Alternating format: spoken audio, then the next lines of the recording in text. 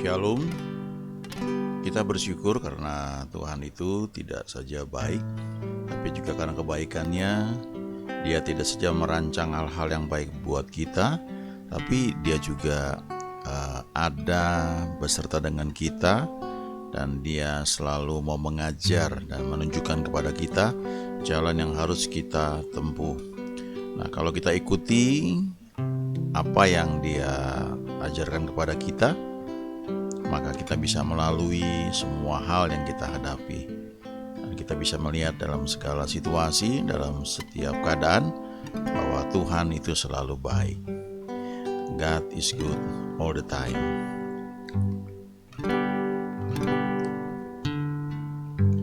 Duduk diam di bawah kakimu, itulah kerinduanku.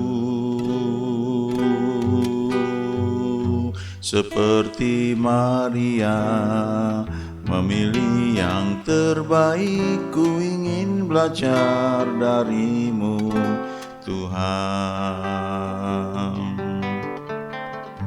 Duduk diam di bawah kakimu, itulah kerinduanku. Seperti Maria memilih yang terbaik, ku ingin belajar darimu, Tuhan. Glory, glory bagi Yesus, Tuhan dan Rajaku. Glory, glory bagi Yesus, Tuhan dan Rajaku. Duduk diam di bawah kakimu, itulah kerinduanku.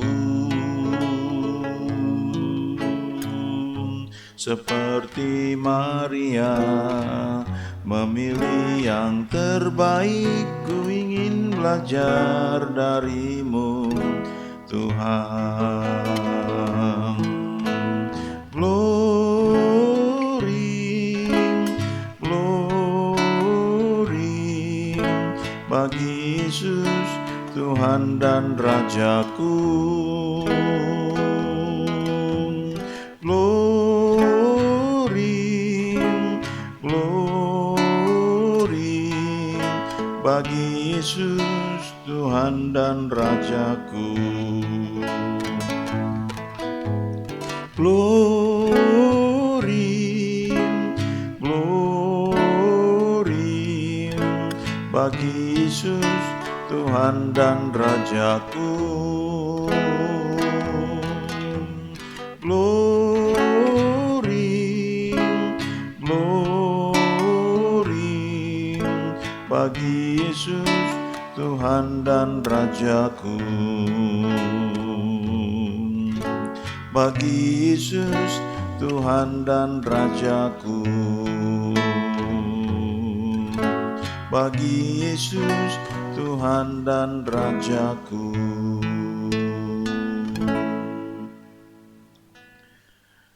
Ada satu bagian firman Tuhan dari kitab Mazmur, dan ini salah satu Mazmur yang bagus juga ya, salah satu Mazmur yang berkali-kali saya membaca, merenungkan, walaupun sudah lihat dalam berbagai terjemahan dan sudah hafal ya, sudah tahu, tapi setiap dibaca lagi, direnungkan, selalu menjadi berkat ya. Ini ada di Mazmur 25. Ada beberapa ayat sebenarnya, dari ayat pertama bagus sekali, tapi khususnya ayat 12, 13, dan 14. Tambah satu lagi 15 ya, ini satu rangkaian yang bagus sekali ya. Saya bacakan di sini ya, Mazmur 25 ayat 12. Siapakah orang yang takut akan Tuhan? Kepadanya Tuhan menunjukkan jalan yang harus dipilihnya. orang itu sendiri akan menetap dalam kebahagiaan dan anak cucunya akan mewarisi bumi. Tuhan bergaul karib dengan orang yang takut akan Dia dan perjanjiannya diberitahukannya kepada mereka. Lalu ayat 15, mataku tetap terarah kepada Tuhan sebab Ia mengeluarkan kakiku dari jaring. Nah, kita lihat dari ayat yang ke-12 ini ya. Katakan di sini, siapakah orang yang takut akan Tuhan? Nah, kata takut ini dalam terjemahan bahasa Inggris itu fear ya, tapi tidak hanya fear tapi juga rever ya, artinya hormat ya, respect. Jadi sebenarnya kata takut ini bukan kita takut kepada sesuatu yang membahayakan kita ya, tapi lebih tepat diterjemahkan sebagai segan gitu ya. Kita mempunyai respect ya, mempunyai rasa hormat ya. Sama kalau kita menghargai seseorang, maka ketika orang itu datang berjumpa dengan kita, sikap kita jaga ya. Ada satu sikap apa ya nama istilahnya? Ini gabungan ya, kalau misalnya kita menghormati seorang ya yang kita hargai, entah itu atasan kita di kantor ya, dalam pekerjaan, atau mungkin gembala kita di gereja, atau senior kita dalam pelayanan, atau orang yang berhasil dalam bisnis ya, yang menjadi mentor buat kita ya. Tentu perkataan kita jaga ya, kita bisa bercanda, tapi ada satu sikap yang kita jaga karena kita menghormati orang itu. Jadi boleh dikatakan di sini, siapakah orang yang hormat ya, respect kepada Tuhan. Nah, kepada orang seperti itu Tuhan menunjukkan jalan yang harus dipilihnya. Ada terjemahan bahasa Inggris lagi yang lain yang mengatakan siapakah orang yang faithful ya, yang setia kepada Tuhan. Nah, orang yang setia ini, kepadanya Tuhan menunjukkan jalan yang harus dipilih. Dalam hidup kita ini kan tanpa kita sadari, setiap hari selalu kita menemui berbagai macam pilihan-pilihan yang mesti kita ambil ya, yang mesti kita putuskan yang mana. Kadang-kadang sudah refleks kita ambil keputusan ya, tapi ada beberapa hal yang kita bingung di antara yang baik dan yang lebih baik, atau di antara beberapa pilihan yang sama-sama nggak enak, kita harus pilih yang mana ya. Nah, firman Tuhan berkata di sini, kalau kita punya sikap hati yang takut akan Tuhan ya, Tuhan akan menunjukkan kepada kita jalan yang harus kita pilih ya. Orang itu sendiri akan menetap dalam kebahagiaan dan anak cucunya akan mewarisi bumi ya. Saya ntar tunjukkan ya. Ini ada tulisan bahasa Inggris bagus ya. The secret of the Lord is for those who fear Him ya. Rahasia dari Tuhan ya. Hal-hal yang rahasia dari Tuhan itu tersedia bagi orang yang takut ya akan Tuhan. Coba kita lihat terjemahan Amplified Bible ini ya. Ini salah satu terjemahan yang saya paling suka ya, karena ini namanya juga amplified ya. Amplified itu artinya ya, kalau kita punya amplifier di rumah ya, amplifier itu penguat suara, penguat audio. Ya, kalau sekarang zamannya sudah beda, tapi zaman dulu itu kalau kita setel dulu ada namanya tape ya. Tape itu setelah tape itu ada zamannya CD ya, compact disc. Kalau sekarang kita udah pakai MP3 player, atau kita pakai di gadget semua, kita pakai Spotify. Ya, tapi sebelumnya itu ada pemutar kaset ya, atau tape namanya ya. Nah, itu kalau kita apa namanya ya, kita putar ya tape itu ya. Saya sudah waktu saya kenal alat ini ya, saya sudah banyak sekali beli tape-tape seperti itu ya. Tapi sebelum itu ada lagi namanya cartridge yang lebih gede lagi. Lalu sebelumnya ada namanya piringan hitam. Itu zaman-zaman zaman jahiliyah istilahnya. Kalau sekarang ini kita hidup enak sekali ya. Kita hidup dalam kemudahan ya. Jadi kalau kita mau lihat terjemahan Alkitab pun sekarang sudah ada di ini ya, di gadget kita tinggal lihat. Nah, salah satu terjemahan ini ya, Amplified ya, Amplified Bible. Nah, seperti saya bilang tadi ya, kalau zaman dulu itu waktu kita style tape, dari tape itu keluar suara ya, pakai kabel, harus dihubungkan ke satu alat namanya amplifier ya. Amplifier itu penguat suara. Dari situ baru keluar ke speaker yang gede ya. Dulu saya suka sekali musik dan orang tua saya memang beli ya sound system. Jadi dipasang di satu buffet begitu. Ya, ada tape-nya, masukin kaset di situ, dari situ colok kabel keluar masuk ke amplifier ya. Itu penguat ya. Amplifier itu penguat audio. Nanti ada lagi masuk ke equalizer ya. Kalau sekarang semua sudah di gadget. Nah, jadi kalau Alkitab Amplified itu adalah Alkitab yang diperkuat atau diperjelas ya. Jadi kalau kita baca Alkitab ini kadang-kadang suka ada beberapa kata diperjelas ya, atau diperkuat, atau dijelaskan lebih detail ya dalam kurung ya. Coba kita lihat ayat 12. Who is the man who reverently fears and worship the Lord ya. Jadi dia memperjelas arti kata takut akan Tuhan itu sebagai sikap hormat dan penyembahan ya, atau menyembah Tuhan.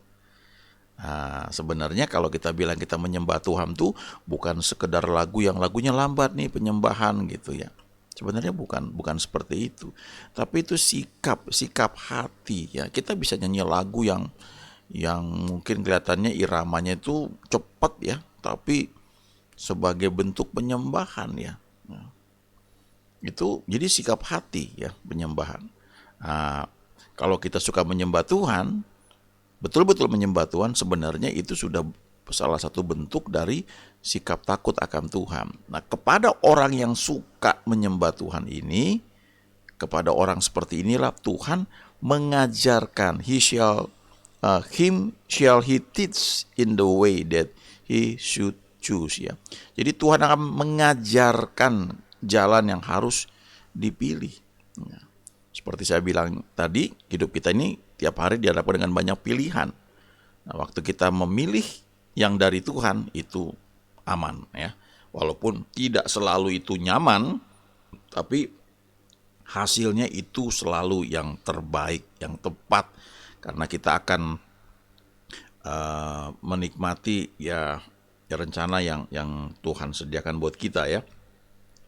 Oh, dikatakan orang itu sendiri akan menetap dalam kebahagiaan. Terjemahan ini di sini, he himself shall dwell at ease ya. Apa itu at ease ya? Ini menarik sekali ya, kalau kita tahu ease itu kan kata benda ya, tapi kata sifatnya easy ya. Easy dia sesuatu yang mudah, sesuatu yang nyaman, yang enak ya. Makanya dikatakan orang itu akan menetap dalam kebahagiaan. Nah, tapi kalau bahasa Inggrisnya dibilang di sini at ease, jadi sepertinya hidupnya itu bukan berarti nggak pernah ada masalah, tapi katanya kebuka terus jalan ya, selalu ada jalan. Kalau kita lihat dalam bahasa aslinya ada beberapa terjemahan ya, diterjemahkan sebagai good ya, pleasant, agreeable ya. Jadi sesuatu yang cocok, yang pas, yang enak, menyenangkan, yang baik, yang excellent ya, yang bernilai ya, berharga sekali ya, cocok ya, yang menggembirakan, yang memberikan kemakmuran ya. Artinya jadi sesuatu yang baik ya, kesejahteraan, orang itu hidup dalam kesejahteraan. Atau ya itu at easy way ya. Jadi maksudnya easy way itu bukan sesuatu yang mudah, Tapi ketika mengikuti tuntunan Tuhan, sesuatu kelihatannya sulit ya. Tapi waktu kita ikuti tiba-tiba pintu terbuka. Ya. Sebagai contoh ya, kami baru saja merayakan Natal ya. Lalu kita memutuskan untuk karena situasi pandemi ya, kita nggak mau membebani ya, banyak teman, jadi kita akan pakai tidak kumpulkan dana ya, kita pakai kas yang ada gitu. Lalu telah hitung ya kira-kira sekian ya, tapi berjalannya dengan waktu ya tentu ada tuntunan dari Tuhan yang perlu kita lakukan ya. Ada tuntunan untuk berdoa, tuntunan untuk sebagian teman puasa ya, lalu ada doa pagi di gereja. Lakukan dengan setia ya. Lalu Tuhan mulai menggerakkan ya. Oh, ada yang bilang saya kerjakan ini, saya tangani ini ya. Konsumsi bari saya aja misal dan sebagainya. Dan orang-orang lakukan dengan sukacita ya. Dan ketika kita selesai, kita hitung loh kok impas semua. Kita praktis bahkan tidak mengeluarkan kas ya. Itu tersedia. Dan waktu kita selesai itu, ngomong, wih, kok ini jadi seperti ini ya? Lalu tiba-tiba saya diingatkan, kadang-kadang kita berpikir ketika ada suatu acara, selalu kita langsung berpikir soal budgetnya. Dan itu nggak salah ya, kita harus buat anggaran ya. Tapi seringkali ketika kita buat budget, kita pikir dari mana duitnya dan sebagainya. Tapi Tuhan bisa buat itu tanpa kita bahkan keluar uang sedikit pun. Ya. Ada seorang hamba Tuhan ya, sepasang hamba Tuhan, suami istri ya. Satu ketika mereka ini mereka dipakai Tuhan dalam pelayanan musik, dan hari ini mereka memimpin satu gereja ya yang wah diberkati. Waktu sekian tahun yang lalu ya, saya dengar suami ya dari pasangan hamba Tuhan ini khotbah 3 kali saya dengar. 2 kali di Jakarta, sekali di Bandung. Dan dalam 3 kali khotbah itu ya, yang 2 boleh dibilang persis sama ya. Dan yang satu lagi kira-kira setengahnya sama. Tapi dalam 3 khotbah itu sampai sekarang saya nggak lupa ya. Ada kesaksian yang dia bagikan, dan itu merupakan pesan buat saya waktu itu yang sedang juga berdoa ya untuk persiapan pernikahan. Nah, kesaksian tentang pernikahan mereka. Jadi yang mereka ini sebelum menikah ya, si hamba Tuhan yang pria ini pelayanan begitu ya, keluar kota. Dan waktu dia di satu daerah ya, di Jawa Tengah kalau nggak salah, selesai pelayanan dia dikasih persembahan. Dan waktu dia berdoa, dia mendapat dorongan di hati dia untuk memberikan persembahannya itu kepada pelayanan tertentu ya. Dan dia bilang awalnya saya kira ini bukan dari Tuhan, jadi saya tengking gitu katanya. Tapi kemudian dia mengerti ini dari Tuhan dan dia tabur kembali persembahannya itu ya, dia berikan. Nah, ketika dia kembali ke Jakarta, dia ketemu dengan calon istri, dia bilang, wah saya dapat persembahan tapi Tuhan menggerakkan saya untuk menabur. Lalu calon istri bilang, oh nggak apa-apa ya, kita bersyukur Tuhan akan memberkati. Dan dia cerita kemudian ketika mereka menikah, dia bilang, hampir-hampir kami tidak keluar uang sepeser pun. Kenapa? Karena ada teman yang bilang, saya urus gedung, saya urus konsumsi, saya urus ini semua. Sampai mereka bilang, masa kami gak keluar uang sih ya. Akhirnya mereka, ayo dong, apalah gitu ya. Tapi di situ saya belajar satu pesan ya, secara pribadi buat saya waktu itu ya, bahwa bukan soal uang ya. Kalau kita punya sikap hati yang mau nurut dia ya, setia, suka menyembah dia, Tuhan akan tunjukkan jalan yang harus dipilih ya.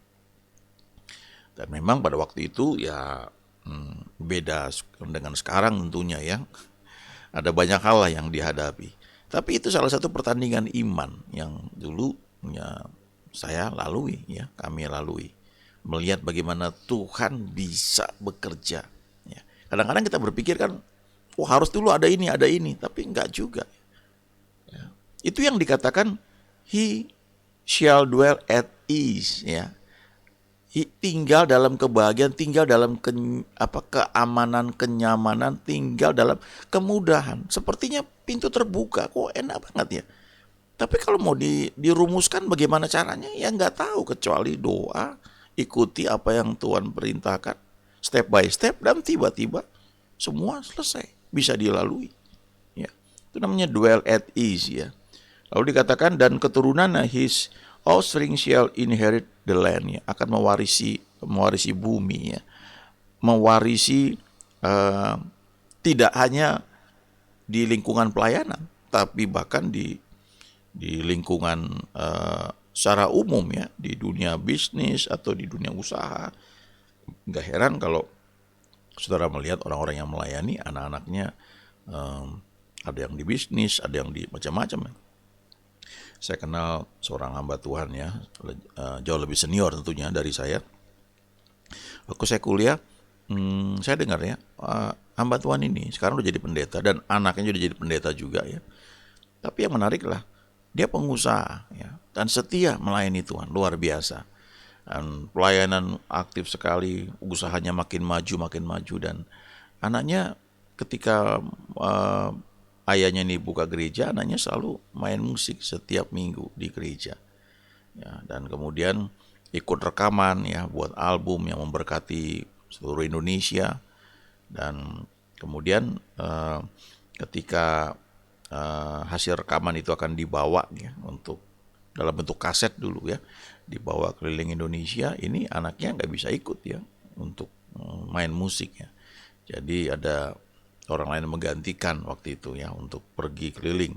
Nah, anaknya tetap setia main musik di gereja tiap minggu, dan kemudian setelah lulus, ya, dapat kesempatan sekolah di luar negeri sampai selesai, sampai S3, dan akhir itu selanjutnya tidak hanya dia berhasil, ya, kalau dalam pandangan umum gitu, dia juga pelayanan, tapi juga di marketplace. Wow, ya, posisinya tuh luar biasa, ya. Bukan sekedar pekerjaan atau posisi jabatan yang membuat seorang itu jadi kelihatan terpandang, tapi dampak dari posisi dia itu dalam pekerjaan itu memberkati sangat banyak orang. Nah, ini yang dikatakan bahwa keturunannya akan memiliki bumi, ya. Jadi jangkauannya itu bukan hanya dalam lingkungan gedung gereja, ya, tapi tanpa batas, ya.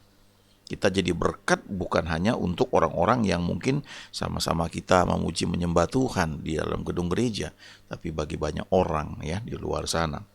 Nah, lalu ayat 14, ya, the secret of the sweet satisfying companionship, ya, of the Lord have they who fear atau river and worship him, ya. Artinya apa nih? Kalau bahasa Indonesianya dikatakan Tuhan bergaul karib dengan orang yang takut akan Dia. Nah, kalau di sini, ya, dan perjanjiannya diberitahukan kepada mereka. Kalau di sini katakan ada rahasia dari persahabatan, pertemanan dengan Tuhan yang memuaskan, yang manis, ya. Rahasia itu dimiliki oleh orang-orang yang takut akan Tuhan, yang suka menyembah Dia, yang respect Dia. Nah, ini, ya, Bapak, Ibu, teman-teman, ini sesuatu yang sangat bernilai. Ya, banyak di antara kita itu sebenarnya kalau dibilang kerohanian kita itu hanya di kulitnya. Kita hanya bergerak, nih boleh nggak? Ini boleh nggak? Lo kenapa nggak boleh, ya? Misalnya kayak begitu. Kalau Natal boleh nggak pakai ini, apa namanya? Pakai acara ada Santa Claus dan Swartepit misalnya. Kita cuma bergerak di boleh apa enggak, tapi kita nggak bergerak lebih dalam, ya. Kalau kita bergerak lebih dalam, kita kenal Tuhan. Ada banyak pertanyaan masalah boleh apa enggak itu hilang dengan sendirinya. Tapi kalau kita memiliki keluarga, nah kita yang tahu itu kita perlu kasih tahu, ya, kepada anak-anak kita. Kalau di gereja kepada orang-orang yang kita layani, ya, karena itu tanggung jawab leader memberitahu apa yang baiknya. Tapi sebenarnya lebih dari sekedar itu, kita bawa orang-orang yang mungkin kita bimbing, kita pimpin, ya, keluarga kita untuk masuk kepada kedalaman dalam persekutuan dengan Tuhan. Karena di situ ada rahasia yang akan kita tahu, ya kita nikmati. Rahasia yang manis tentang persekutuan dengan Tuhan, ya. The secret of the sweet companionship of the Lord, ya. Rahasia dari pertemanan yang manis dengan Tuhan. Satisfying companionship. Jadi ada pertemanan yang memuaskan, ya, yang kita miliki, ya, dengan Tuhan.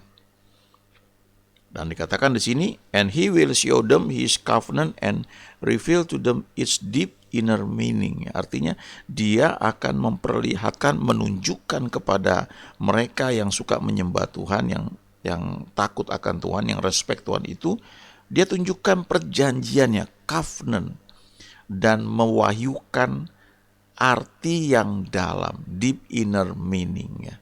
Nah, kalau dibilang covenant itu perjanjian, itu perjanjian dua belah pihak, ya. Nah, kalau kita mengerti perjanjian ini, ya, kita itu tahu kita ini siapa, ya, bersama Tuhan, ya, di hadapan orang lain. Daud ngerti ini. Di perjanjian lama, walaupun dia badannya kecil, dia lihat Goliat yang badannya gede, tapi dia bisa bilang, siapakah orang Filistin yang tidak bersunat ini, sampai dia berani menghina barisan dari Allah yang hidup. Dia bisa bilang, ini kamu badanmu boleh gede, tapi kamu kan gak disunat, kamu gak punya perjanjian. Aku punya perjanjian dengan Tuhan. Nah, kita ngerti gak? Kita ini orang-orang perjanjian, lebih spesifik orang-orang perjanjian baru. Kita tahu nggak status kita itu apa? Ya, sesuatu yang orang-orang di perjanjian lama itu nggak punya. Baca itu banyak Tuhan wahyukan kepada Paulus. Bagaimana orang-orang perjanjian baru itu new covenant, ya, beda sekali dengan Old Covenant, ya, New Testament, ya, beda sekali, ya. Dengan sendirinya karena apa yang Tuhan Yesus lakukan di kayu salib, kita qualify, kita memenuhi, kita qualified, ya, memenuhi apa yang dituntut oleh hukum Taurat. Tapi bukan karena kekuatan kita, tapi karena Tuhan yang ada di dalam kita, ya. Tuhan yang mengerjakan dalam kita ketika kita mau ikut Dia. Ya. Nah, kembali ke terjemahan bahasa Indonesia, saya nggak tambahkan yang bahasa Inggrisnya, tapi bahasa Indonesianya di ayat 15, nah ini dia yang menarik. Mataku tetap terarah kepada Tuhan, sebab Ia mengeluarkan kakiku dari jaring. Nah, dalam hidup kita ini ada banyak jebakan yang kita tidak sadari, ya. Mungkin kita melangkah salah dalam satu bisnis atau ikatan, ya ada persetujuan dalam mungkin membuat kontrak dan sebagainya, tanpa sadar itu menjadi jaring atau jerat buat kita. Nah, Daud bilang di sini, waktu mata dia tertuju kepada Tuhan, dia tahu bahwa Tuhan mengeluarkan dia dari jaring, ya, mengeluarkan kakinya dari jerat yang mengikat dia. Nah, kalau kita punya masalah, ya apa saja, ya, mungkin tanpa sadar membelit kita, coba renungkan Mazmur ini, ya, pelajari betul-betul bahwa the secret of the Lord, ya, rahasia dari Tuhan itu tersedia bagi mereka yang suka menyembah Dia. Dan waktu kita terus mata kita tertuju kepada Dia, maka kita akan melihat, mengalami bahwa segala jaring yang mengikat kaki kita itu akan terlepas. Karena Tuhan yang menuntun kita.